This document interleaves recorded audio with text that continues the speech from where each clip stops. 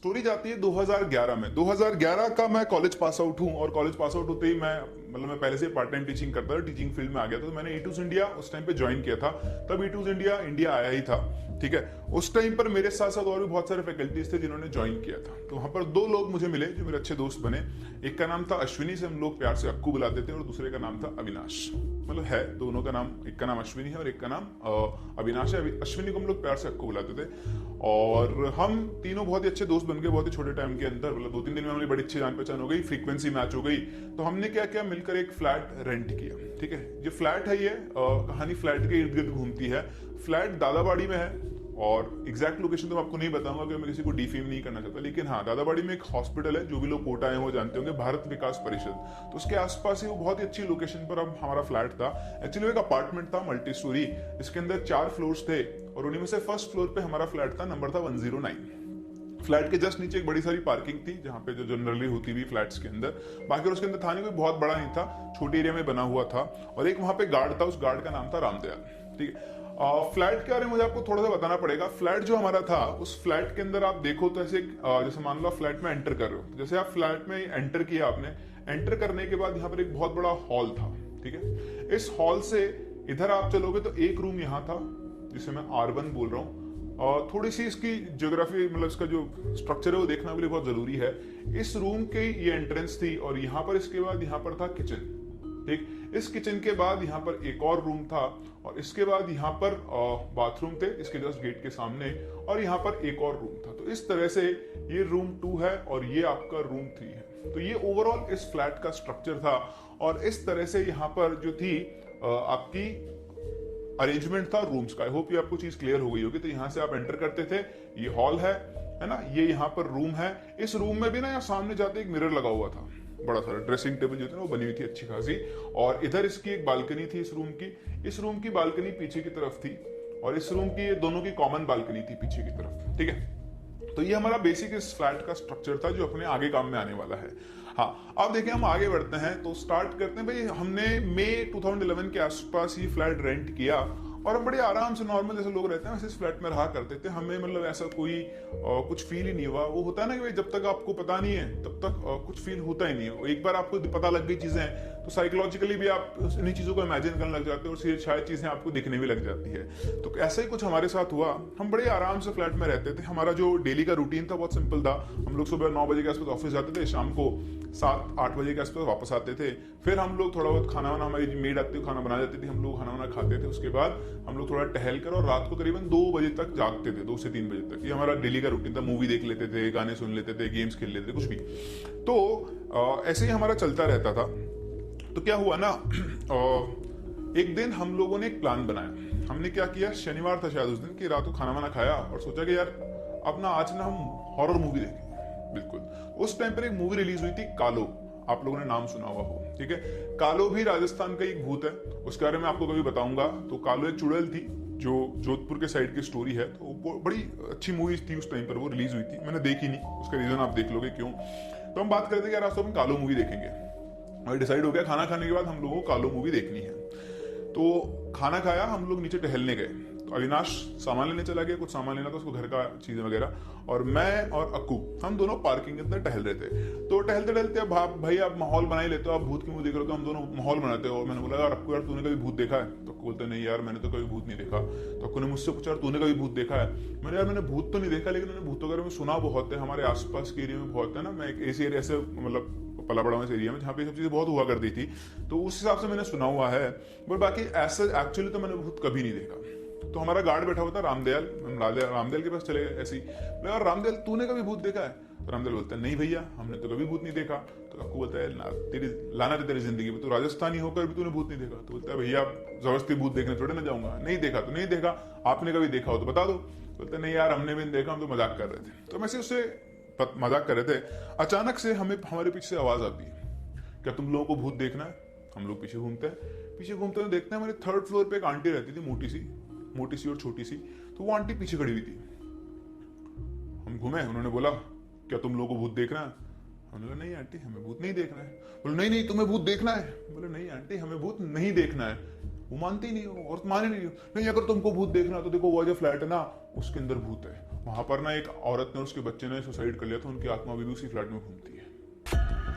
लाहौल बिलावल, अक्कू मुझे देख रहा और मैं अक्कू को देख रहा, भाई ये तो अपना ही फ्लैट है।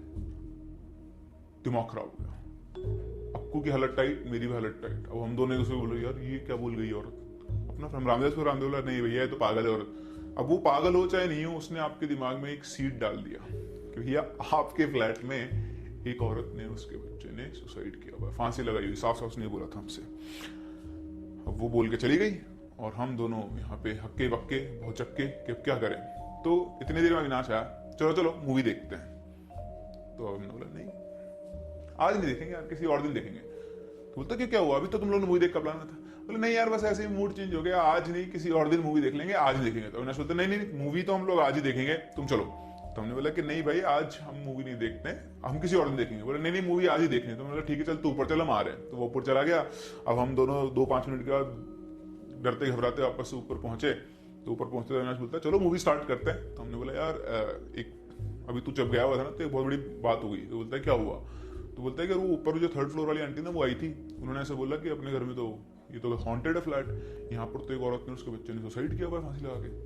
तो बोलता तुम पागल हो क्या यार, वो तो वैसे जादू टोना करती रहती है, तुम उसके बारे में कहाँ चक्कर। तो उसके हम एक बार अविनाश के फ्लैट पे गया था, तो वहां पर एक रूम था, वो पूरा रूम धुएं से काला हो रखा था। तो वो क्या वो पूजा पाठ बहुत करती थी और काली माता की बहुत सारी फोटो, बड़ी फोटो लगा रखी थी उसने। तो अविनाश ने बोला कि पागल है वो ऐसे ही करती है, तुम क्यों डर रहे हो।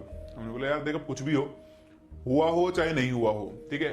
अब वो बोल गई है तो दिमाग में तो कचरा आ चुका है। देख भाई आज तो हम मूवी नहीं देखेंगे, आज छोड़ते हैं किसी और दिन मूवी देख लेंगे। तो चलो फाइनली हुआ कि चलो हाँ अब हम आज मूवी नहीं देखेंगे, ठीक है बहुत ही बढ़िया ये हो गया।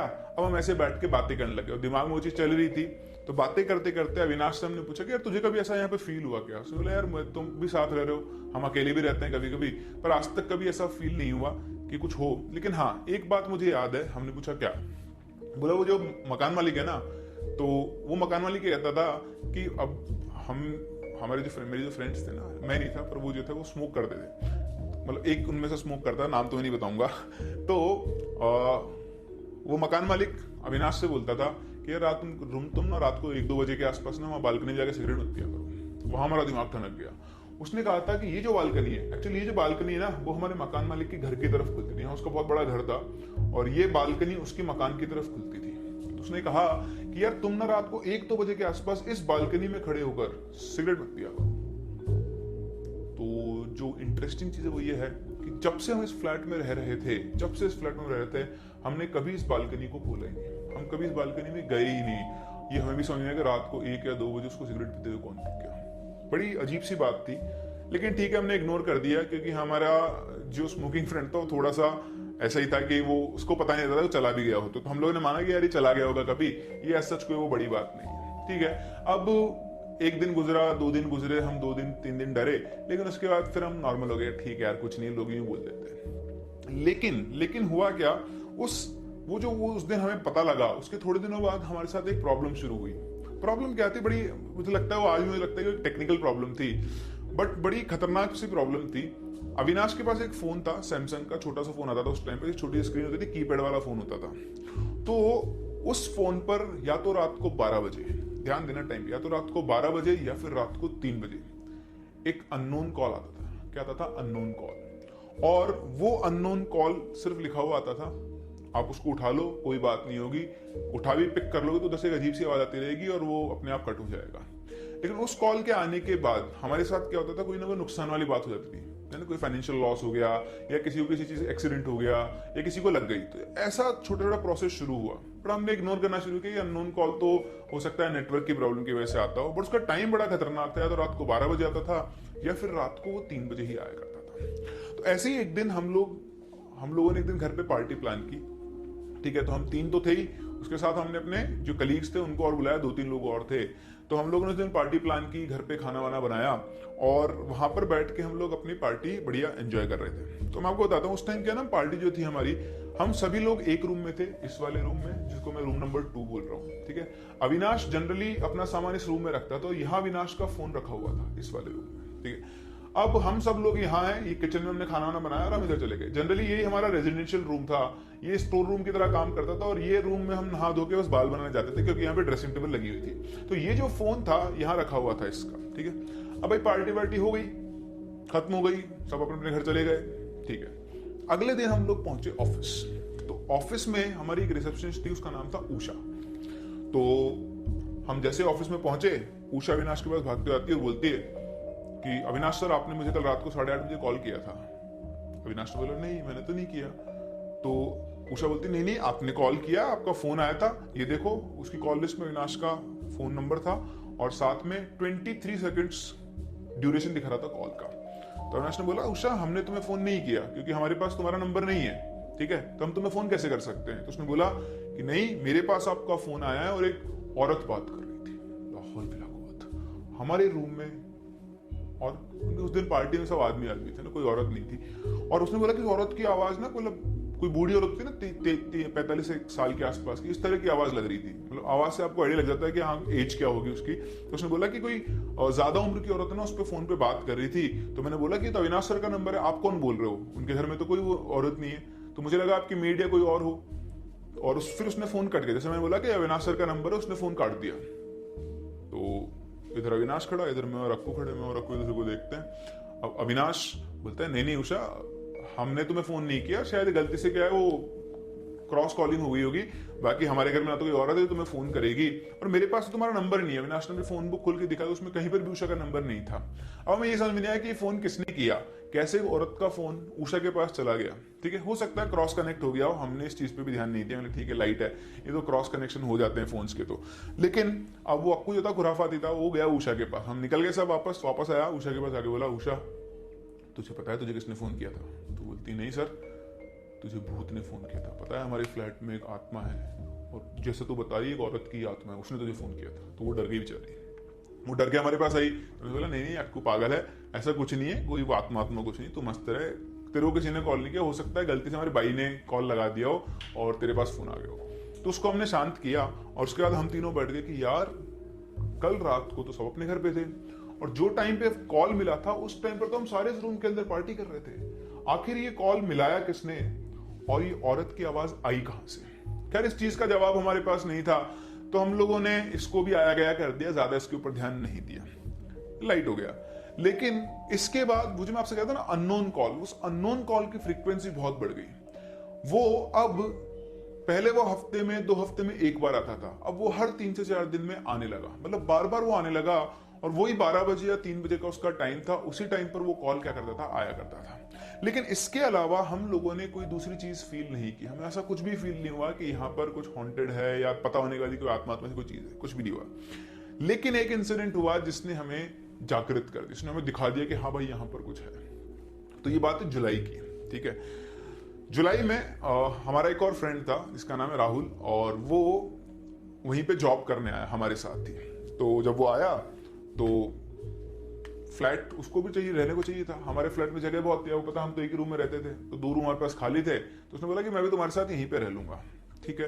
तो हमने उसको रहने से पहले बोल दिया कि भाई देख, हमारे फ्लैट में हम 3 अकेले नहीं है। तो बोला इसका क्या मतलब, बोला हमारे फ्लैट में 3 हम अकेले नहीं है, हमारे फ्लैट में चौथा एक भूत भी रहता है। तो अरे यार क्या मजाक कर रहे हो, ये भूत कुछ नहीं होता, मैं इन सब चीजों को नहीं मानता, मैं तो तुम्हारे साथ ही रह लूंगा। तो हमने उससे कहा ठीक है भाई रह ले, हमने तो वो आगाह करना था, चेतावनी दे रही थी, वैधानिक चेतावनी, बाकी सब तेरी इच्छा है। तो वो भी हमारे साथ रहने लगा। अब जहां तक हम समझते हैं, जब तक हम 3 अकेले थे तो उस भूत को कोई फर्क नहीं पड़ता था, शायद वो हमारे साथ बढ़िया सेटल हो गया था कि हाँ ठीक है, बढ़िया बढ़िया बच्चे, इनके साथ रह लो। लेकिन जैसे कोई चौथा आता था या चौथा आया, उस दिन भी फोन क्यों मिला, क्योंकि बहुत सारे लोग हमारे घर में थे, और चौथा आदमी तो रहने आ गया, ठीक है। 8-10 दिन के आसपास ही रहा, और उसके कुछ टाइम बाद, मतलब 8 दिन के बाद ही इसका बर्थडे आ गया, राहुल का, ठीक है। उसका बर्थडे था और 10 जुलाई इसकी डेट थी, ठीक है, बर्थडे की। तो उस दिन हम लोगों ने, ये ऑफिस गया था, हमने इसको ऑफिस में बोल दिया कि तो वो तेरा काम हम करके आ जाना, आज शाम को हम तेरा केक काटेंगे, है ना, तो और पार्टी वार्टी करेंगे बढ़िया सा आराम से। तो शाम को 7 बजे के आसपास राहुल आता है, और बड़ा ही थका हारा सा, बड़ा ही बोलते यार पता नहीं आज तो बहुत ज्यादा थकान हो रही है, मैं बहुत थक गया और शरीर टूट रहा है, शायद फीवर भी आ रहा है। तो वो आके बैठ गया, तो हमने चेक किया उसको, फिर रखा था। तो हमने उसको खाना वाना खिलाया 8-8:30 तक, और बोला कि तू एक काम कर, तू लेट जा, सो ले, आज तेरा बर्थडे भी है, हम केक लेकर आए, रात को 12 बजे तेरा केक भी काटेंगे हम लोग, और तू रेस्ट कर ले, फिर हम लोग उस टाइम पर बात, मतलब तेरे को उठा लेंगे और फिर अपन लोग आराम से एंजॉय करेंगे। तो वो उसको हमने सुला दिया। अब सिचुएशन क्या आती है, ये जो रूम है, ठीक है, ये वाला रूम, तो देखो थोड़ी सिचुएशन आप देखना। तो ये जो आपका रूम, मतलब हमारा रूम था, इस रूम के अंदर चलते हैं। इस रूम का ये गेट है, इस गेट के जस्ट सामने हमारे वॉशरूम्स थे। इसमें यहीं पर पलंग लगा रहता था, इतना एरिया उस पलंग ने कवर किया हुआ था। यहाँ पर हमारी एक स्टडी टेबल थी और बाकी खाली रूम था। इधर हमारा एक एसी लगा हुआ था छोटा सा, पीछे विंडो थी, ठीक है, जो कुछ इसी तरह से दिखती थी। नहीं नहीं नहीं, ऐसा कुछ नहीं देखा, आप चिंता ना करें। तो हुआ क्या कि रात को 11:55 पे हमने इसको उठाया, तो हम इसका केक लेकर आए इसके बेड के ऊपर ही। बंदे की हालत बड़ी खराब, बहुत खराब, उठ ही नहीं पा रहा है, इसका शरीर इतना दर्द कर रहा है, मतलब इतना टूटा हुआ शरीर, बुखार बहुत तेज है, वो उठ ही नहीं पा रहा है, ठीक है। तो हमने उसको सहारा देके उठाया और यहाँ पर उसको बिठा दिया, सहारा देके, कमर के सहारा देके, और उसी की लैप में हमने केक रखा और वो केक कटवाया उससे। तो बड़े धीरे से आराम से, क्या आदमी बीमार है तो क्या केक काटना, बट उसने केक काटा और हमने वो केक कटवा के आपस में हम लोगों तीनों ने केक को फैला लिया, उसको हमने टच नहीं किया। तो वहां पे गंदगी फैल गई रूम के अंदर। अब हो क्या रहा है कि मैं यहां हूं, अक्कू यहां पर है, ठीक है, और अविनाश यहां किचन के अंदर है, ठीक है। ये जो अक्कू और मैं है, ये यहां पर हम सफाई कर रहे हैं। वो कचरा वचरा जो होता है, केक का कचरा फैल गया, वो जो है हम उसको हटा रहे हैं। यहाँ पर अक्कू सफाई कर रहा है। तभी अचानक से ये बंदा जो लेटा हुआ था आराम से, जो अभी तक उठ के अपना केक नहीं काट पा रहा था, अचानक से ऐसे 90 डिग्री एंगल पर उठता है, बिल्कुल इस तरह से 90 डिग्री पर उठता है और उठ के यूं हो जाता है और यूं करके अक्कू की तरफ से उंगली करता बोलता है, वो आपसे बात करना चाहती है। इतना सुनते ही अक्कू यहां से सीधा फुर और फ्लैट के बाहर चिल्लाता हुआ भागा अक्कू, अबे ये क्या हो गया, ये क्या हो गया, ये क्या हो गया। इधर मैं खड़ा हुआ हूँ, कहाँ पर, यहाँ पर, और उस बंदे को देख रहा हूँ और ये खड़ा क्यों कर रहा है, वो आपसे बात करना चाहती है, वो आपसे बात करना चाहती है। हाथ उसका चल रहा है बहुत तेज से, वो शिवरिंग कर रहा है बहुत तेज से, ठंड लग रही है किसी को, वो आपसे बात करना चाहती है, वो आपसे बात करना। तभी अविनाश यहाँ से भाग के आया यहाँ पे, और फिर अविनाश को देख के लग गया, वो आपसे बात करना चाहती है, वो सबको मार डालेगी, वो सबको मार डालेगी। अविनाश ने मुझे देखा, मैंने अविनाश को देखा, मैं बोला कि भैया फटाफट से इसको लेके भागो। तो अब देखो डरने वाली बात होती है, एक जना तो हमसे भाग चुका था, हो सकता है हम भी यहाँ से भाग जाते, लेकिन हमने ऐसा नहीं किया। हमने उसको पकड़ा, हमने उसे उठाया, कंधे पे रखा और हम उसको लेकर निकल लगे, भैया फ्लैट से निकलो। रात के 12 बज चुके थे, मतलब 12 बजे का टाइम क्रॉस हो गया था। तो हम लोग यहाँ फ्लैट से निकले और यहाँ पे अक्कू खड़ा हुआ, उसके पास लेकर गए, क्योंकि हम तीनों साथ थे तो अक्कू को भी डर नहीं लगा। लेकिन उसकी हालत हुई थी, वो चल नहीं पा रहा था और वो बड़ी तेजी से कपकपा रहा था, ठीक है। अब आप देखो, इसको लेके हम नीचे उतरे सीढ़ियों से, ठीक है, और हमारी पार्किंग के अंदर। तो पार्किंग के अंदर क्या था, पार्किंग के अंदर मेरी गाड़ी खड़ी थी, ठीक है, जैसे पार्किंग है तो यहाँ पर गाड़ी खड़ी थी और यहाँ एक कॉर्नर था। ये गाड़ी हमारे फ्लैट के जस्ट नीचे थी और ये इस फ्लैट के कॉर्नर का पिलर था। तो गाड़ी में क्या किया, गाड़ी में ड्राइविंग सीट पे मैं बैठा और साइड वाली सीट पे हमने राहुल को बिठाया और मैंने उसको कंधे पे हाथ रख लिया, ठीक है, और पीछे बैठ गया अविनाश और अक्कू दोनों। और अब हमने क्या किया, हमने गाड़ी को रिवर्स लेना शुरू किया। तो जब तक हम गाड़ी को रिवर्स ले रहे थे, राहुल की नजर सीधी सिर्फ और सिर्फ कहाँ थी, इस पिलर के ऊपर। वो कॉन्स्टेंटली उस पिलर को घूरे जा रहा था और बस कांप रहा था, ठीक है। चलो मैंने गाड़ी को यहाँ से उतारा, एक स्लोप था, उससे गाड़ी को नीचे उतार के हम लोग ने ऐसे एक फ्लैट की तरफ से यूं टर्न लिया। तो ध्यान देना, यहाँ पर एक नीम का पेड़ था।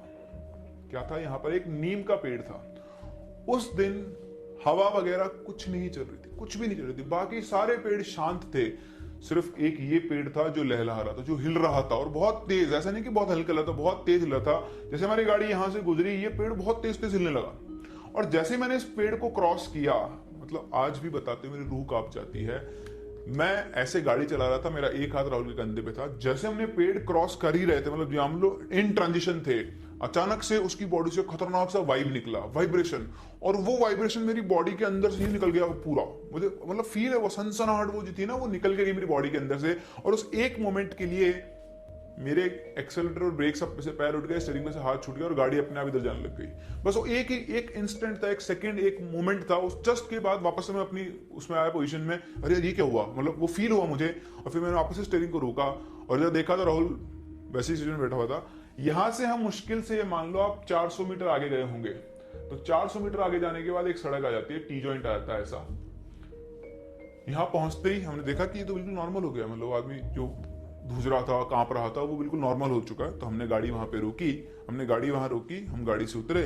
वो आदमी जो अभी 5 मिनट पहले खड़ा भी नहीं हो पा रहा था, वो भैया गाड़ी का गेट खोलता है स्टाइल में और उतरता है और बोलता है भूख लग रही है। उन्होंने कहा पागल हो गया, भूख लग रही है? तो बोलता है हाँ। जब मैंने उससे पूछा कि तेरे को याद है अभी क्या हुआ थोड़ी देर?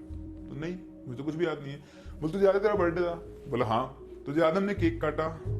हाँ वो याद है। मतलब उसके बाद क्या हुआ पता नहीं, मतलब तुझे कुछ भी याद नहीं? बोले नहीं। उस बंदे को 5 मिनट पहले की कोई भी चीज याद थी नहीं, मतलब वो ये सब भूल गया कि ये क्या हुआ क्या नहीं। मतलब उसको पता ही नहीं था कि कुछ हो भी रहा है। वो तो बस उठा और उठते बोलता है कि भाई भूख लग रही है। फिर हम उसको लेकर गए, हमने उसको ऑमलेट खिलाया और फिर हमने डिसाइड किया कि भाई अब तो हमें इस फ्लैट पे नहीं जाना। तो हमारा एक और फ्रेंड था रजत, हम लोग उसके फ्लैट पे गए। वो रात हमने वहीं गुजारी। हम रजत को भी हमने बताया कि हमारे साथ ऐसा ऐसा हुआ, बहुत खतरनाक चीज हुई। तो रजत बोलता है यार अगर ऐसा हुआ है तुम्हारे साथ तो तुम अभी तो उस फ्लैट में मत जाओ, आज तुम मेरे यहीं पे रह जाओ और कल तुम ना किसी पंडित से, ज्योतिषी से मिलो और पता करो कि क्या चक्कर है। अगर ऐसा कुछ है तो तुम उस फ्लैट में मत रहो। तो हमने भी यही सोचा कि नहीं यार ऐसा नहीं, मतलब मैं तो इस चीज के फेवर होता कि अगर ऐसा कुछ है तो भैया छोड़ दो, क्योंकि ये जो चीजें होती है मैं तो इन पर बहुत विश्वास करता हूँ। पैरानॉर्मल चीजें हैं और ये आपके कंट्रोल में नहीं होती है, यदि कभी भी आपकी बैंड बजा सकती है। तो उस दिन हम वहीं पे रुके। सुबह जब हम लोग आए तो अविनाश का पता नहीं क्या उस बड़ा ही कनेक्शन था उस फ्लैट के साथ। वो उस फ्लैट को छोड़ना ही नहीं चाहता था, मतलब। और एक्चुअली मैं आपको बताऊं, चलो खैर आपको पता लग ही जाएगा। तो हम लोग जब फ्लैट पे वापस आए अगले दिन, तो हम लोगों ने डिसाइड किया कि हम किसी ना किसी से पूछ के आएंगे। तो हम एक पंडित जी के पास गए, है ना। और एक्चुअली मेरे दादाजी खुद भी ज्योतिषी हैं, तो मैंने उनसे भी पूछा था। तो जब उनसे पूछा तो उन्होंने कहा कि हाँ उस फ्लैट में कुछ ना कुछ तो ऐसा जो है वो बहुत खतरनाक है, तो तुम लोग या तो उस फ्लैट को खाली कर दो, और अगर लंबे टाइम तक रहोगे तो वो चीज इतनी खतरनाक है वो किसी की जान भी ले सकती है। ये उन्होंने कहा था। एज इट इज आके मैंने अविनाश को बता दिया कि भाई ऐसी ऐसी बात उन्होंने कही है, अपने को ये फ्लैट खाली कर देना चाहिए। तो अविनाश बोलता है नहीं नहीं, मैं डरपोक नहीं हूँ और तुम भी सारा डरपोक हो। जब तक मैं अपनी आंखों से कुछ नहीं देख लूंगा तब तक मैं इस फ्लैट को नहीं छोड़ूंगा। मैंने कहा भाई इसमें डेयरिंग दिखाने वाली क्या बात है, ठीक है फ्लैट है, हॉन्टेड है, दूसरा फ्लैट लेंगे। बोलता है नहीं नहीं नहीं, हम इस फ्लैट को नहीं छोड़ेंगे। उसके फ्लैट को नहीं छोड़ने का एक बहुत बड़ा कारण था हमारे सामने वाले फ्लैट के अंदर रहने वाली एक सुंदर लड़की। खैर चलिए, वो उसकी थोड़ी ऐसी फ्रेंडशिप रहती थी, तो उस वजह से भी शायद वो फ्लैट नहीं छोड़ना चाह रहा होगा। ठीक है, वो अच्छी फ्रेंड बन गई थी उसकी, सिर्फ फ्रेंड है ना, ऐसे नहीं किसी को वो नहीं करते। तो हुआ क्या कि अविनाश छोड़ने को तैयार नहीं। फिर हम एक दूसरे कोई जाने वाले पंडित जी उनके पास गए, उनके पास हम गए तो हम तीनों ऐसे बैठे हुए हैं और हमने पंडित जी को बताया पंडित जी हमारे साथ ऐसे ऐसे बात हुई है और लोग बोल रहे हैं कि उस फ्लैट के अंदर ऐसा हुआ है। तो पंडित जी थोड़ी देर तो शांत रहे, फिर पंडित जी ने बोलना शुरू किया। तो बोलता है कि हाँ जो लोग कह रहे हैं वो बिल्कुल सही है, वहाँ पे बहुत ही खतरनाक आत्मा है, मतलब खतरनाक चीजें हैं वहां पर, और वो फ्लैट मतलब हॉन्टेड है। आप जितना जल्दी हो सकता है उस फ्लैट को खाली कर दो और तुम तीनों साथ में मत रहो। उन्होंने मेरी तरफ से बोली कि तुम सेफ हो। यस, मैं तो बच गया ना, मुझे क्या है, मैं सेफ हूँ। उन्होंने जैसे सेफ बोला वो दोनों मंडी मेरी तरफ घूम गए, मुझे घूरने लग गए। मैंने क्या किया, पंडित जी बोला, मैंने पैसे थोड़े दिए उनको बोलने के, तो उन्होंने बोला तुम सेफ हो, लेकिन हाँ अगर तुम साथ में रहोगे तो इनके साथ साथ तुम्हारा भी नुकसान होगा।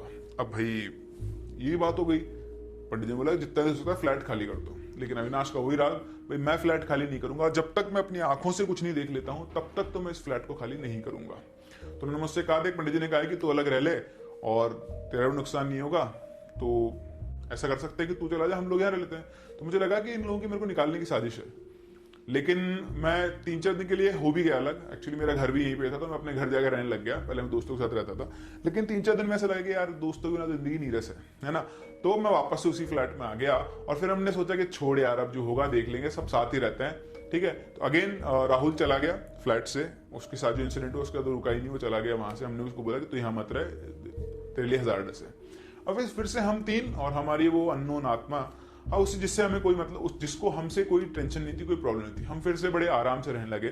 फिर से 2-3 महीने गुजर गए। बस उस इंसिडेंट के बाद ये हुआ कि हम उस फ्लैट में कभी भी अकेले नहीं रहते थे, कोई भी हम में से अकेला नहीं रहता था। एटलीस्ट 2 जने तो टाइम पे रहते थे। मैं आपको सही बता रहा हूँ, दिन तो गुजर जाता था, रात को अगर हम में से कोई वहां अकेला रह गया या कोई लेट हो गया आने में, तो जो एक बंदा अकेला था तो उसको बहुत डर लगता था। तो ये सब चीजें फील करने वाली थी वहां पर। अब हमको हल्की हल्की ऐसी प्रेजेंस फील होने लग गई थी अकेले में। जब भी हम अकेले होते थे तो ऐसा लगता था कि यार कोई और भी है, तो डर लगने लग गया था। लेकिन एज सच फिर मैं बता रहा हूँ, हमने ऐसा कुछ नहीं देखा। लेकिन अब हमारे साथ कुछ और अलग अलग घटनाएं होने लगी। एक बड़ा ही इंटरेस्टिंग सा इंसिडेंट हुआ। एक बार रात को हम लोग सो रहे थे, ऑब्वियसली जब रात को सोते हैं तो हम भी सो रहे थे, और हमारा सोने का जो प्लान था वो कुछ ऐसा होता था। मैं आपको बताता हूँ वापस से, मुझे थोड़ी ड्राइंग करनी पड़ेगी। तो हमारा जो रूम था जिसमें हम लोग रहते थे तीनों, मैं बताऊँ, उसमें यहाँ पर एक बेड था और यहाँ खाली जगह थी। तो मैं और अक्कू इस बेड पे सोया करते थे, और अविनाश जो है वो नीचे चटाई बिछा के सोता था। उसकी आदत थी, वो थोड़ा संत टाइप का आदमी था, ठीक है। तो वो नीचे सोता था और हम दोनों ऊपर सोते थे। एक दिन अचानक रात को 3 बजे, हाँ एक दिन रात को अचानक 3 बजे हमें किसी के चिल्लाने की आवाज आई। आप विश्वास नहीं करोगे, वो जो चिल्लाने की आवाज थी वो किसी औरत के दर्द में चिल्लाने की, ऐसे करके चिल्लाता ना कोई, तो ऐसी आवाज थी। जैसे ही आवाज सुनी, मैं और अक्कू दोनों खड़े हो गए। अच्छा, अक्कू को खर्राटे लेने की आदत थी, तो मुझे ऐसा फील हुआ कि अक्कू खर्राटे ले रहा है। तो मैं उठा, अक्कू भी उठा। मैंने अक्कू बोला, भाई खर्राटे क्यों ले रहा है? बोलता नहीं मैं खर्राटे ले रहा। मतलब साले तू रोज खर्राटे लेता है, और अगर तू खर्राटे ले रहा है तो औरत की आवाज में क्यों ले रहा है? तो बोलता तूने भी औरत की आवाज सुनी? मतलब तूने भी से क्या मतलब, तूने तो निकाली? बोलता नहीं मैंने निकाली, मुझे लगा तूने निकाली है। बोला यार मैं औरत की आवाज क्यों निकालूंगा, मैं तो खर्राटे नहीं लेता।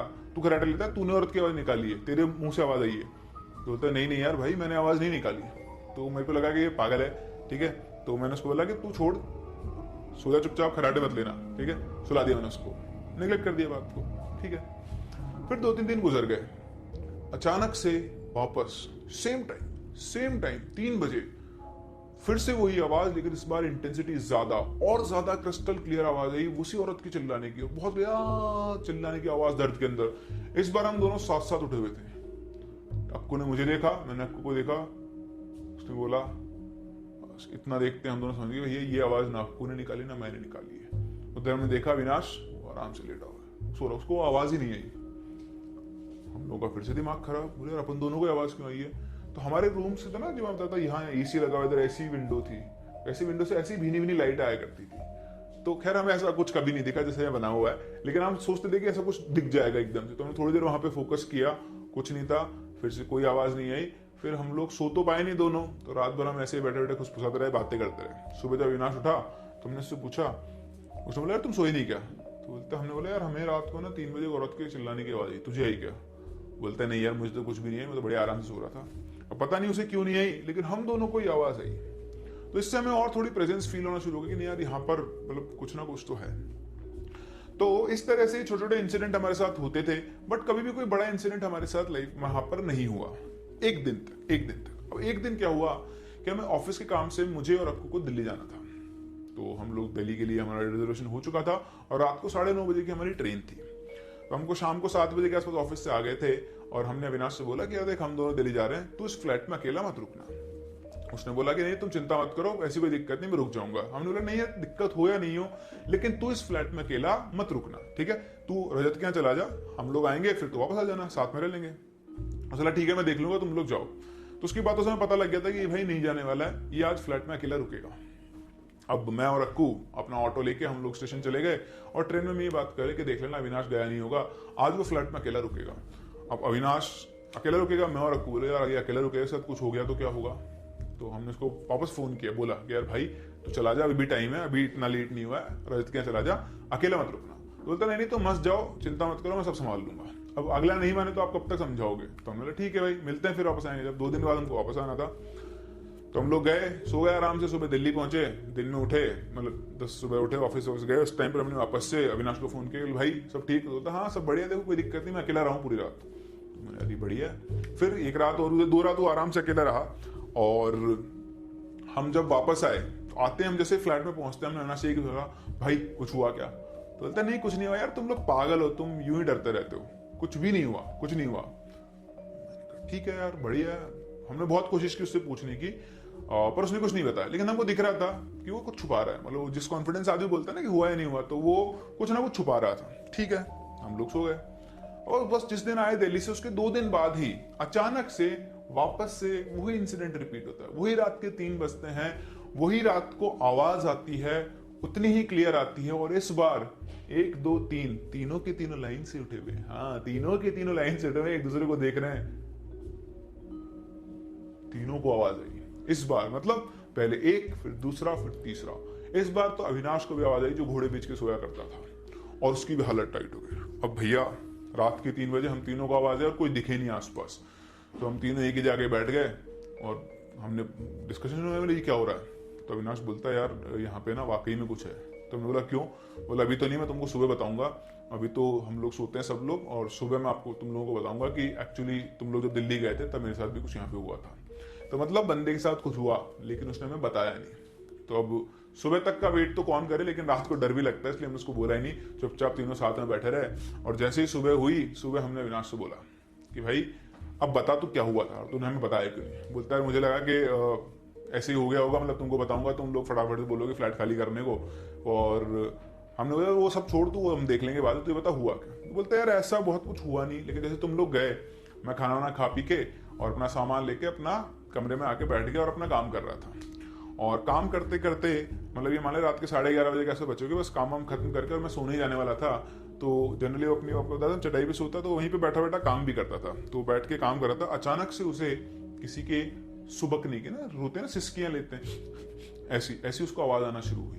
तो अचानक से उसको लगा कि ये आवाज कहाँ से आ रही है, क्योंकि फ्लैट में तो कोई था ही नहीं, वो अकेला था। तो एक बार आवाज आई और फिर वापस चली गई। फिर वो अपना काम करने लगा, अचानक से वापस से वही आवाज वापस आना शुरू हुई, मतलब किसी के सुबकने की, सिसकियां लेने की। और इस बार वो आवाज पहले से ज्यादा तेज थी। तो उसने ध्यान लगाया आवाज के ऊपर, जैसे उसने ध्यान लगाया आवाज बहुत क्लियर होने लग गई। और उसको उस आवाज का सोर्स भी पता था, जो ना बताया था ना कि हमारे 3 रूम थे, ये स्टोर रूम था, ये हमारा रहने वाला रूम था, यहाँ किचन था, और ये वाला जो रूम था उसमें ड्रेसिंग टेबल लगी हुई थी। इस रूम से उसको आवाज आ रही थी। अब लाइट्स ऑन थी सारे घर की, ऐसा नहीं कि लाइट ऑफ कर बैठा था तो वो यहाँ पर सुन के उस आवाज का सोर्स पता करा, तो वो आवाज जो आ रही थी वो उस रूम से आ रही थी। तो भैया अविनाश बड़ा डेयरिंग आदमी था, मुझे तो आवाज आती, मैं तो शायद खिड़की तोड़ के नीचे आ जाता दूसरी तरफ से। लेकिन वो उठ के, है ना, जैसे मूवीज में होता है जनरली आदमी सोर्स ढूंढने जाता है, तो क्यूरियोसिटी होती है, वो डरता नहीं था, वो देखना चाहता था कि एक्चुअली कुछ है क्या। तो वो उठ के उस आवाज के सोर्स की तरफ जाने लगा। जैसे जैसे वो उस सोर्स की तरफ जा रहा था, आवाज और क्लियर होती जा रही थी, वो बढ़ता जा रहा था, किसी के रोने सुबकने की आवाज और तेज आती रहती थी। इस रूम की लाइट ऑन नहीं थी, ये ड्रेसिंग रूम, यहाँ की लाइट ऑन थी, हॉल की लाइट ऑन थी, इसकी लाइट ऑफ थी। तो अब जैसे जैसे अविनाश बढ़ता जा रहा था उस रूम में, उसकी आवाज और क्लियर होती जा रही थी, लग रहा था कि उस रूम में बैठ के कोई रो रहा है। बड़ी हिम्मत करके वो अंदर गया, और जैसे उसने बटन दबाया लाइट ऑन की, आवाज, लाइट ऑन करते से उजाला हुआ, लाइट, आवाज बंद हुई। उसने देखा, अच्छे से रूम छाना उसने, बड़ा डेरिंग था वो, उसमें पलंग था, पलंग के नीचे देखा, ड्रेसिंग टेबल को खोल के देखा, बालकनी की तरफ देखा, कुछ नहीं था। आ गया, इस बार उसने लाइट भी जली छोड़ दी रूम की, और आके वापस से अपने कमरे में बैठ गया। अब आई बात, अब जब अविनाश वहां आके बैठा, अपनी जगह पर बैठा, उसे ये प्रॉपर फील हो रहा था कि वो उस रूम में अकेला नहीं है। उस रूम में उसके साथ मेरी रोंगटे खड़े हो रहे हैं आपको बताते हुए कि वो उस रूम में बैठा हुआ था और उसको दिख रहा था, उसको ये फील हो रहा था, या फील कर सकता था ना, आप रात को सो रहे हो, आपको पीछे से खड़ा होकर देख रहा था, वो पता लग जाता है, आंख खुल जाती है आपकी, हाँ एग्जैक्टली वही, वो जो सिक्स सेंस वाली फीलिंग होती है, उसकी सिक्स सेंस उसको ये बता रही थी कि वो इस रूम में अकेला नहीं है, कोई और भी उसके साथ है। और उसे एक कांस्टेंट फीलिंग आ रही थी कि कोई उसे घूर रहा है, और पता कहां से, उस बेड के ऊपर कोई बैठा हुआ है और वो अविनाश को लगातार घूर रहा है। वो बिल्कुल एक कोने में सिमट गया ऐसे हाथ बंद करके, और कह रहा है कि भाई मैं तुमको बता नहीं सकता मैंने ये रात कैसे गुजारी। आप इमेजिन करके देखो, आप एक फ्लैट में अकेले हो, आप एक रूम में बैठे हुए हो, और आपको ये पता है कि कोई यहाँ बैठ के आपको घूर रहा है। हाँ बिल्कुल ऐसा ही हुआ उसके साथ। तो वो रात उसकी पता नहीं कैसे गुजरी। उसने बोला कि भाई इससे लंबी रात मैंने अपनी जिंदगी में नहीं देखी। ऑल्दो उसके साथ कुछ भी गलत नहीं हुआ, ना इसको कोई भूत दिखा ना कुछ हुआ, और इतनी स्ट्रॉन्ग प्रेजेंस उसको फील हुई ना, जिसको वो अवॉइड ही नहीं कर पाया। और पूरी रात उसने बैठे बैठे गुजारी, और अगले दिन मैंने फोन किया था तो उसने हमें क्या किया, झूठ बोल दिया था। तो एज सच हमने आंखों से कुछ नहीं देखा, लेकिन ये चीजें हमने फील की, बस यही हमें वहां पर हॉन्टेड लगी। हो सकता है ये इमेजिनेशन हो, लेकिन जो अविनाश के साथ हुआ, जो उसने हमें बताया, वो इमेजिनेशन नहीं था, वो एक्चुअल थी। ये जो रात को आवाज आती थी वो इमेजिनेशन नहीं था, वो बहुत क्लियर आवाज मुझे आया करती थी। आपको बताते बताते मुझे वापस से आवाज अपने कानों में सुनाई आती है। तो ये हमारे साथ एक घटना हुई थी उस फ्लैट के अंदर। उसके बाद अगले दिन हम लोगों ने वो फ्लैट खाली कर दिया और दोबारा कभी हम उसकी तरफ नहीं गए।